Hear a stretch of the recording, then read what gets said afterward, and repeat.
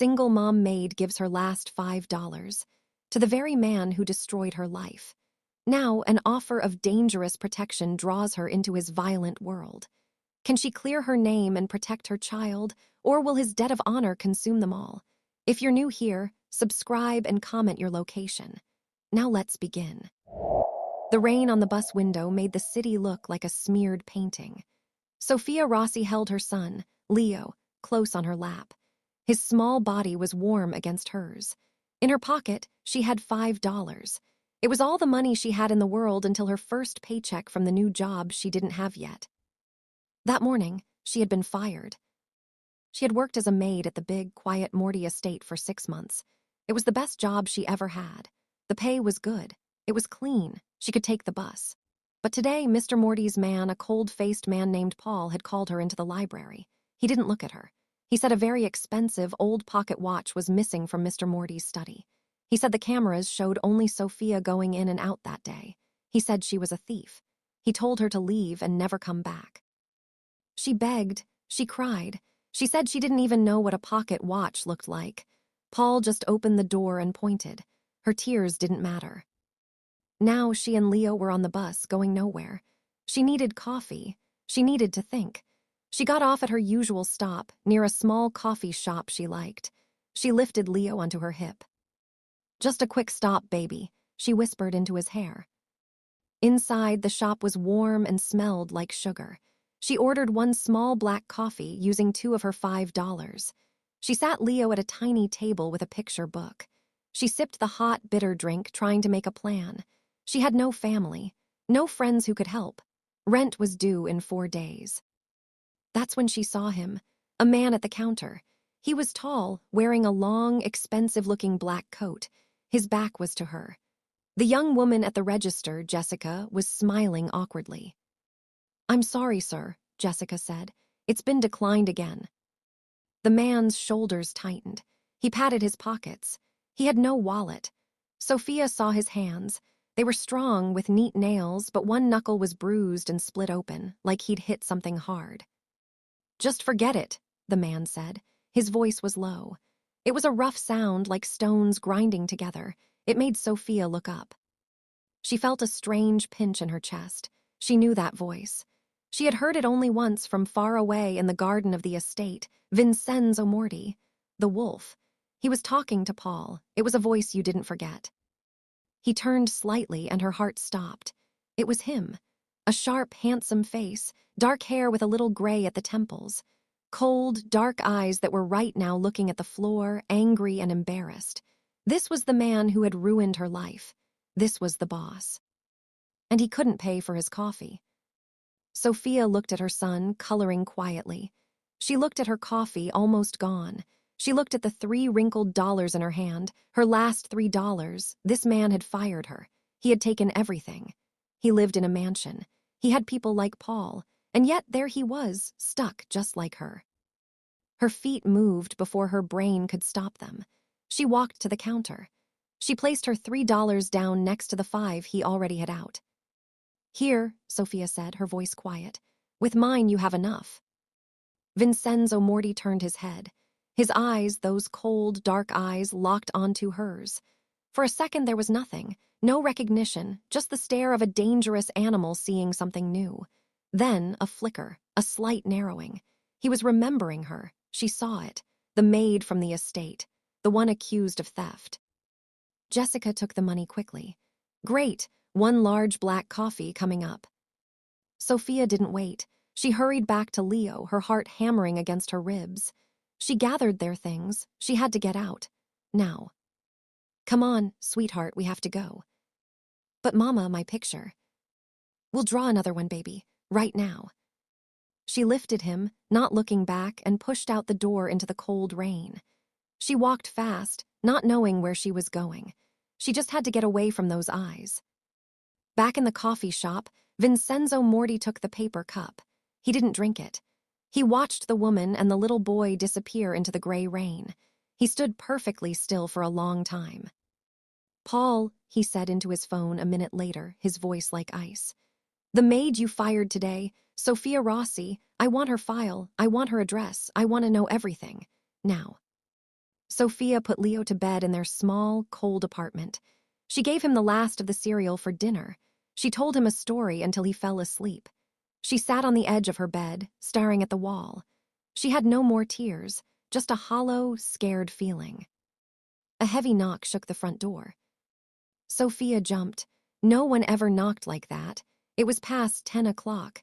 She crept to the door and looked through the peephole. Her blood turned to ice. Vincenzo Morty stood in her dim hallway. Paul was behind him, like a shadow. Mr. Morty looked directly at the peephole, as if he could see her. "Open the door, Ms. Rossi," he said. The command came through the thin wood, clear and unavoidable. Her hands shook as she undid the locks. She opened the door just a crack. He didn't push, he just looked at her. In the poor light, he looked even bigger, more real. The bruise on his hand was darker. "You gave me your last money," he said. It wasn't a question. Sophia couldn't speak. She just nodded. "Why?" he asked. His voice was quiet, but it filled the whole space. She found her voice, a tiny sound. "Because you needed it." He stared at her. He looked past her into the bare apartment. He saw the single couch, the toys in a box, the empty kitchen counter. "Paul said you stole from me." "I didn't," she whispered, the anger finally giving her strength. "I never touched anything of yours." Vincenzo was silent. He turned to Paul. "Wait downstairs." Paul nodded and left without a word. Vincenzo turned back to Sophia. "May I come in?" Did she have a choice? She stepped back. He walked into her home. He didn't sit. He just stood there, looking out of place, like a wolf in a dollhouse. "I have a code," he said, still looking around. "A man's honor is his word. A debt must be paid, always." He finally looked at her. "You, a woman I wronged, gave me your last dollar. You created a debt, a life debt." Sophia shook her head. "No, I don't want anything. Please, just leave us alone." "It doesn't work like that," he said, and there was a finality in his tone that scared her. "You are in danger because of my family. You were accused. That accusation puts a target on you. I will remove it. I will find who really took my watch. You will help me." "I don't know anything." "You know the house, you know the routines, you know the faces." He took a step closer. She could smell his cologne, something dark and expensive. "I will give you a new job. You will be my personal assistant. You will live on the estate. Your son will be safe there, safer than here." "No," Sophia said again, her voice breaking. "I won't be part of what you are." Vincenzo's eyes hardened. "What I am is the only person who can clear your name. The police won't help you. Your landlord will not care. In 4 days, you will be on the street with your son." He said it calmly, like he was reading facts from a paper. "I am offering you a roof, food, safety, and justice, but you must come into my world to get it." He pulled a card from his coat pocket. It was plain, white, with just a phone number. He placed it on her small table. "Be at the estate at 8 tomorrow morning. Pack for yourself and your boy. If you are not there, the debt remains. And I do not like unpaid debts, Ms. Rossi." He turned and left, closing the door softly behind him. Sophia slid to the floor, her whole body trembling. She looked at Leo's closed bedroom door. She thought about the cold street. She thought about the hollow look in Vincenzo Morty's eyes when he said her son would be safe. She picked up the card. The big iron gates of the Morty estate opened the next morning. A different man, younger, with a kinder face, met her at the door. He introduced himself as David. He helped her with her small suitcase. Leo hid behind her legs, clutching his stuffed rabbit. "Mr. Morty is in his study," David said. "He asked that you join him after you settle in. Your rooms are this way." He didn't lead her to the staff quarters in the back. He led her up the grand staircase to the east wing. He opened a door to a beautiful, sunlit sitting room connected to 2 bedrooms. One was large for her. The other was smaller, perfect for a child, with toys already placed on the bed. "This is for us?" Sophia asked, shocked. "Yes, ma'am," David said. "Mr. Morty's instructions. He said you are his guest." "Not staff, for now." After David left, Sophia put their few things away. She felt like she was in a dream, a scary, beautiful dream. She told Leo to play in his room and be very, very quiet. Then she went to find the study. She knew where it was. She had cleaned it many times. She walked down the long hall, her shoes silent on the thick rug. The door was partly open. She could hear voices, Vincenzo's and another man's, angry, younger. An insult, Vince, you bring this nobody into our home, after she stole from you. She didn't steal, Mark. Vincenzo's voice was calm, deadly calm. Paul said. Paul was wrong, Vincenzo cut him off. I am looking into Paul, and you, cousin, should worry about your own people. The shipment from Jersey was light last week. Where did the difference go? There was a tense silence. Sophia held her breath. Are you accusing me? Mark's voice was a snarl. I am asking you, Vincenzo said. Now get out and send in the new assistant. She's waiting. Sophia jumped back as the door flew open. A man in his 30s with slicked-back hair and furious eyes stormed out. He glared at her as he passed, his shoulder bumping hers hard. She stumbled. Ms. Rossi, Vincenzo's voice called from inside. Come in. She walked in. The study was all dark wood and old books. Vincenzo stood by the fireplace. He was dressed in a simple black sweater and trousers. He looked more like a businessman than a gangster. But the power in the room was his. It was like the air was heavier around him. You met my cousin, Mark, he said. He is emotional. He thinks I'm a thief, Sophia said, finding a strange courage. He thinks many things, most of them are wrong. Vincenzo gestured to a chair. Sit, we will begin. He didn't sit behind the big desk. He sat in the chair opposite her. The watch belonged to my father. It is not about the money, it is about respect. Someone took it to make me look weak. To say that my house is not secure, that I cannot control my own people. The thief is here, in my organization. Why do you need me? Sophia asked. Because you are invisible, he said simply. You saw things when you were cleaning, things people did when they thought no one was watching. You will watch again, but this time you will tell me what you see. He handed her a piece of paper. It had a list of names. These are the people who had access to the house that day. My inner circle. Mark, my cousin, Paul, my head of security, James, my consigliere, my advisor, my driver, Daniel, and my late wife's sister, Alina, who visits often. Sophia looked at the names. They were just names, but now they were suspects, dangerous suspects.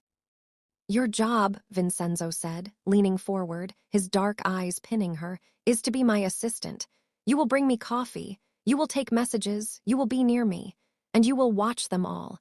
You will tell me everything. No detail is too small. And my son, Sophia's voice was small. He will be safe. David will watch him when you are with me. He is good with children. He was a teacher once. A shadow passed over Vincenzo's face. Before. Sophia nodded slowly. She was trapped, but she was trapped in a gilded cage with her son safe and warm. It was more than she had yesterday. Okay, she whispered. I'll do it. The first few days were strange. Sophia would bring Vincenzo his coffee in the morning. He would be on the phone, talking in short, sharp sentences about things she didn't understand. The restaurant needs a new fridge. Tell the union guy the answer is no. The shipment arrives Thursday, no mistakes. He would watch her as she placed the cup down. He never said thank you, but he always watched. She began to watch the others. Paul was always nervous, always checking his phone. He jumped when doors closed. Mark was loud and rude. He flirted with the young maid, Lucy, who blushed and hurried away. He made jokes about Sophia, calling her the charity case where he thought she couldn't hear. James, the consigliere, was an older, quiet man. He was always reading. He was polite to Sophia, but his eyes were like two dark coins, giving nothing away. Alina was beautiful and sad. She would wander the gardens. She was kind to Leo one afternoon, showing him a butterfly. But she watched Vincenzo with a deep, painful longing that made Sophia's heart ache. The driver, Daniel, was quiet. He smiled at Sophia once, a quick, nervous smile. One afternoon, a week after she arrived, Sophia was in the kitchen getting Vincenzo's tea. Lucy, the young maid, was crying softly by the sink. Lucy, what's wrong? Sophia asked. Lucy shook her head. It's nothing, I'm just clumsy. I broke a vase. Sophia saw the red mark on Lucy's arm. It wasn't from a broken vase. It was the shape of fingers. Did someone hurt you? Lucy's eyes went wide with fear. No, no, please, Sophia, don't say anything. He'll get angry. He said he'd fire me. My mother is sick. Who? Sophia pressed gently. Lucy just shook her head, tears falling faster. That evening, Sophia stood in Vincenzo's study, giving him his tea. He was looking over some papers. Lucy is scared of someone in the house, Sophia said suddenly. Vincenzo looked up. Why? She has a bruise on her arm. She won't say who did it, but she's terrified. Vincenzo put his pen down. His face was calm, but his eyes were sharp. Thank you for telling me. The next day, Lucy was gone. David told Sophia quietly that Mr. Morty had given Lucy a year's salary and found her a better job in another city, far away. Sophia felt a rush of relief and something else, a flicker of trust. Days turned into weeks. Sophia and Leo fell into a routine. Leo started to smile again. He liked David. He even started to say a shy hello to Mr. Morty when they passed in the hall. Vincenzo would just give a single, slow nod, but he never smiled back. One night, Sophia couldn't sleep. She went down to the kitchen for some water. As she passed the library, she heard low voices. Mark and Paul. Getting too close, Paul. He's asking about the books again, about the Jersey money. He's asking about everything, Paul's voice whined. Ever since that woman came, she's always watching. I don't like it. Maybe she needs to have an accident, Mark said, his voice cold. A fall down the stairs, something to remind Vince where his loyalties should lie. Sophia froze, her hand pressed to her mouth. She backed away silently, her heart pounding in her ears. She turned and ran right into a solid, warm chest. Vincenzo. He steadied her. His hands were strong on her arms. He looked down at her pale, scared face. He had heard. She saw it in his eyes. Without a word, he took her hand and led her away, up to his private office on the 3rd floor.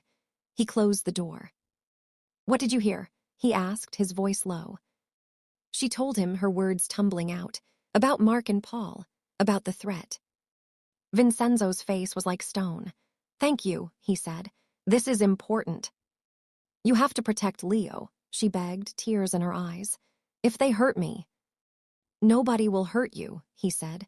The words were flat, absolute. You are under my protection, my debt. Do you understand what that means? She shook her head. It means your life is more important to me than theirs. He said it so simply, it took her breath away. Go to your room, lock the door. Do not open it for anyone but me or David. I will handle this. Sophia did as she was told. She held Leo close all night, listening to the quiet house. She heard nothing, no shouts, no gunshots, just silence. The next morning, Paul was gone. David said Mr. Morty had sent him to manage a business in Chicago. Mark was still there, but he was pale and quiet. He wouldn't look at Sophia.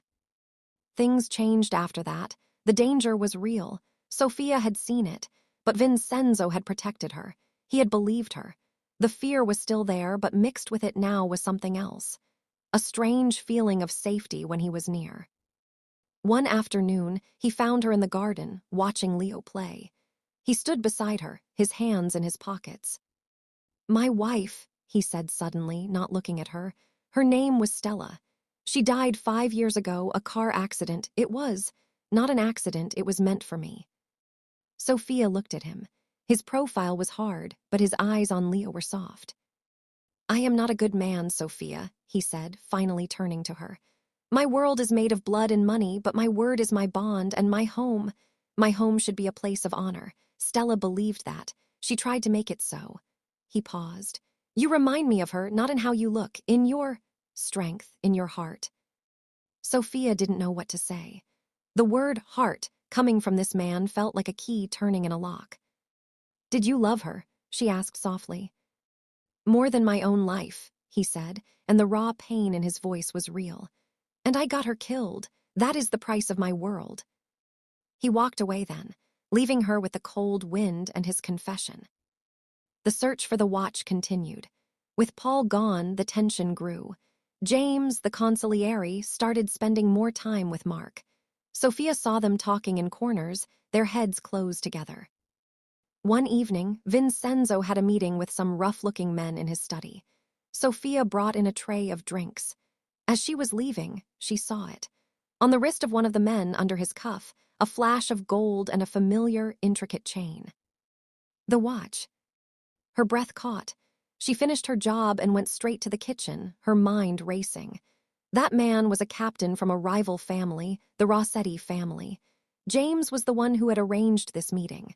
James, the trusted advisor. She waited until the men left.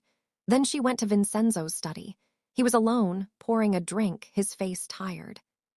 "I saw it," she said, closing the door. "The watch. One of the Rossetti men was wearing it." Vincenzo went very still. "Are you sure?" "I cleaned that watch for 6 months. I know every scratch on the back. It was him." A cold, terrible smile touched Vincenzo's lips. It was the first time she had seen him smile, and it scared her more than his anger. "James," he whispered.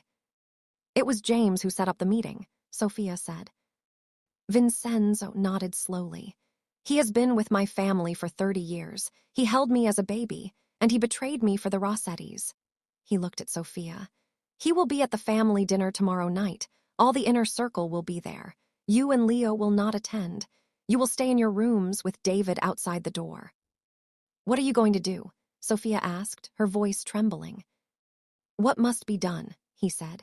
"To clear your name, to restore honor, to send a message." The next night, the big dining room was set for a fancy dinner.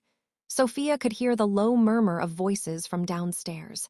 She and Leo were in their sitting room. Leo was building a tower with blocks. Sophia tried to read a book, but she couldn't focus. She kept listening. David was right outside, a silent guard. Then the sound of a glass breaking downstairs. A shout. It was Mark's voice, angry and scared. Then a single loud bang. Sophia gasped, clutching Leo to her. Leo started to cry. Silence, a long, terrible silence. Then footsteps coming up the stairs. Heavy, slow footsteps. They stopped outside her door. A knock. "Sophia, it's Vincenzo." She opened the door, holding Leo tightly. Vincenzo stood there. He had taken off his suit jacket. His white shirt was clean. He looked calm, but his eyes were like black fire. "It's over," he said. His voice was quiet, but it filled the hall. James confessed. He was working with the Rossettis. He took the watch as a sign of their deal. Mark knew about it. He was taking money from the shipments to pay his debts. He looked at Leo, who was hiding his face in Sophia's neck. Vincenzo's expression softened, just for a second. "The debt is paid, Sophia," Vincenzo said, looking back at her. "Your name is clear. You are free. You can leave tomorrow. I will give you money. A new start far from here. You will never have to see me or this world again." He turned to go. "Wait," Sophia said. He stopped. She looked at him. This violent, dangerous man. This man who kept his word. This man who had protected her son. This man who had a hole in his heart as big as the one in hers. "What if," she said, her voice shaking, "what if I don't want to leave?" Vincenzo turned fully to face her. For the first time, she saw real surprise in his eyes, and something else, a hope so fragile it looked like pain. "This life, it is a dark one," he said slowly. "I've seen the dark," Sophia whispered. "But here, with you, I've also felt safe." They stood there, looking at each other. Leo peeked out from Sophia's shoulder. Vincenzo took a step closer. He didn't touch her. He just looked at her as if seeing her for the first time. "The debt is paid," he repeated. "If you stay for a different reason." Sophia nodded. She was crying now, but she wasn't scared. "I know." Downstairs, the world of the Mafia was bloody and cruel. But upstairs, in that quiet hallway, something new was being born. Something built on a cup of coffee, $5, and a debt that had turned into something else entirely. Vincenzo reached out, very slowly, and with one finger he brushed a tear from her cheek. His touch was gentle. "Then stay," he said, his voice rough with emotion. And she knew. in that moment that she would. Staying was a decision made in the heartbeat of that quiet hallway, but living with that decision was a new world. The days after the dinner were tense. The house was too quiet. James and Mark were gone. David told Sophia in his kind, careful way not to ask where. She understood. The Rossetti man who wore the watch was found in the river. The message was sent. Vincenzo's house was secure again. But the cost hung in the air like smoke. Vincenzo was different. The cold, distant boss was still there, but around Sophia and Leo the edges softened. He didn't smile, not really. But he would nod at Leo's drawings now, sometimes muttering a good that made Leo beam. He began eating dinner in the formal dining room, and he insisted Sophia and Leo join him. No longer a maid, a guest, maybe more. It was awkward at first. The long table felt huge. Leo's small voice echoed. Sophia would sit back straight, waiting for the other shoe to drop. But Vincenzo just ate. He asked Leo simple questions. What did you learn today? Is David a good teacher? He spoke to Sophia about ordinary things, the weather, a book he saw on her chair. He never spoke about business. That wall remained high and thick. One rainy afternoon, Leo was running a toy car along the windowsill of the study where Vincenzo was working. The car skidded and fell behind Vincenzo's massive desk. Leo froze, scared to go get it. Vincenzo looked up from his papers. He saw the boy's wide, worried eyes. Slowly, he pushed his chair back, got down on one knee, and retrieved the little blue car. He held it out.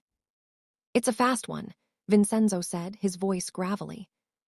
Leo took the car, nodded seriously. It's the police. They chase the bad guys. Vincenzo's eyes met Sophia's over Leo's head. A flicker of something amusement, pain passed through them. The police are important, he said and stood up. It was a small moment, but it broke something. After that, Leo wasn't as scared. He would sometimes wander into the study if the door was open. Vincenzo never told him to leave. The peace felt fragile. Sophia knew the outside world was still there. The real world of bills and groceries and schools. One morning, she worked up the courage. Leo needs to go to a real school, she said, placing Vincenzo's coffee on his desk. He can't just be taught by David forever. Vincenzo leaned back in his chair. What school? The good one, the Greenwood Academy. It's in the city. It has a waiting list and it's very expensive. Enroll him, Vincenzo said, turning back to his papers. It's not that simple. I have to apply. They interview the parents. They'll want to know about his father, about our home. Her voice trailed off. How could she explain this? Vincenzo looked up again. Make the appointment. I will handle the rest. A week later, Sophia found herself in a sunny office at Greenwood Academy, Leo clutching her hand. The headmistress, a woman named Dr. Evans, was polite but sharp-eyed. And Mr. Rossi, Leo's father, Dr. Evans asked. He's not in the picture, Sophia said, her standard line. I see, and your current residence, your employer. Before Sophia could invent an answer, the office door opened. Vincenzo Morty walked in. He was dressed in a perfectly tailored gray suit. He looked like the richest, most powerful businessman in the city. He carried an air of absolute authority. Dr. Evans stood up, surprised. Mr. Morty, this is a private. Sophia works for me, Vincenzo said smoothly, sitting down without being asked. She is my executive assistant and a valued member of my household. Leo is like family. I am here to personally guarantee his tuition and his place at your school. I believe the new science wing is still seeking a primary donor. Dr. Evans's expression changed completely. She knew the name Morty, not from the newspapers, his name was never in them, but from the boardroom, from the whispers of major donors. Why, yes, we are. Consider it funded, in Leo's name. Vincenzo's tone left no room for discussion. He looked at Leo. Would you like to go to this school, Leo? Leo, sensing the importance of the moment, nodded vigorously. Dr. Evans smiled warmly. Well, I see no issue at all. Welcome to Greenwood, Leo. On the drive home, in the back of the silent, sleek car, Sophia stared at Vincenzo. You didn't have to do that. Yes, I did, he said, looking out the window. He needs a future, a real one, not one in the shadows. But a science wing, that's too much. It is a building. He is a boy. The building is less important. He finally looked at her.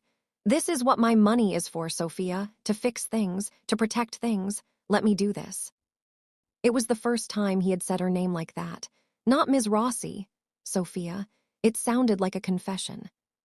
The ice around her heart, the ice that had formed the day her son's father left, the day she was fired, began to crack. Life settled into a new rhythm. Leo started school. Sophia wasn't a maid. She managed the household, but with David's help, it was easy. She still brought Vincenzo his coffee. That ritual never changed. Sometimes, late at night, she would hear him packing in his study. The weight of his world was heavy. One night, she couldn't sleep.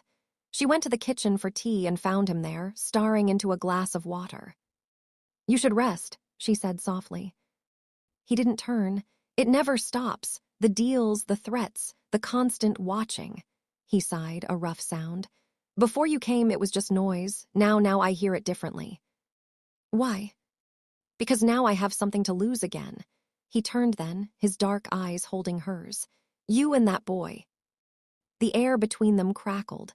Sophia took a step closer, then another. She was standing right in front of him. She could see the tired lines around his eyes, the strength in his jaw. "We're not yours to lose, Vincenzo," she whispered. "We're choosing to be here." That was the breaking point. He raised a hand, his fingers hovering near her cheek as if she were made of glass. Then he cupped her face, his touch impossibly gentle. He leaned in, his forehead resting against hers. They stood like that for a long moment, just breathing the same air. "Sophia," he murmured, her name a prayer on his lips. He didn't kiss her, not then, but the wall was gone. The next morning, everything was the same, but everything was different. The looks lingered. The silence was full of words unsaid. The outside world, however, doesn't stop for a love story. A new problem arose. A young, ambitious member of the Rossetti family, smarting from the loss of their spy James and the death of their captain, decided to strike not at Vincenzo, but at his weakness, at his new heart. Sophia was walking back from the small park near the estate with Leo one afternoon. David was a few steps behind. A black van suddenly screeched to a halt beside them. Two men in masks jumped out. Everything happened in slow motion. Sophia screamed, pushing Leo behind her. David lunged forward, but one man struck him hard on the head with a gun. He fell. The other man grabbed Sophia's arm, yanking her toward the van. "Mama!" Leo's shriek tore through the air. A different sound answered it, a roar of pure rage. Vincenzo came around the corner like a storm. He wasn't supposed to be there. He had come home early. He saw the van, the men, David on the ground, Sophia being dragged. He didn't have a gun. He didn't need one. He moved faster than Sophia had ever seen a man move. He grabbed the man holding her, wrapping an arm around his neck and twisting with a sickening crack. The man dropped. The second man turned, raising his gun. Vincenzo didn't flinch. He charged, knocking the gun aside and driving his fist into the man's face once, twice, 3 times. It was brutal, efficient, animal. The driver of the van panicked and sped away, leaving his friends behind. Vincenzo stood there, chest heaving, his knuckles bloody. He looked at Sophia, his eyes wild. "Are you hurt? Look at me. Are you hurt?" She shook her head, trembling. Leo ran to her, sobbing. She held him tight. Vincenzo knelt by David, checking his pulse. He was alive, groaning. Vincenzo pulled out his phone, barking orders. "Medical now and clean up this mess." Then he turned back to Sophia and Leo. He didn't touch them. He just looked, his face a mask of fury and fear. Back in the house, after the doctor had seen to David, and the 2 attackers had been taken away, Vincenzo shattered a vase against the wall of his study. "Enough," he roared. The sound shook the windows. Sophia stood in the doorway, watching him. He was a caged wolf, packing, dangerous. "This is what I bring you," he shouted, not at her, but at the world. "Violence, fear, you were almost taken, Leo saw that. And you saved us." Sophia said, her voice calm. I caused it. He turned on her, his eyes blazing. Don't you see? My love is a death sentence. Stella died because of me, you will too, or Leo will. The anger crumpled into agony. You have to leave. Tomorrow I will send you anywhere. Switzerland, Australia, you will be safe. No, Sophia said, walking into the room.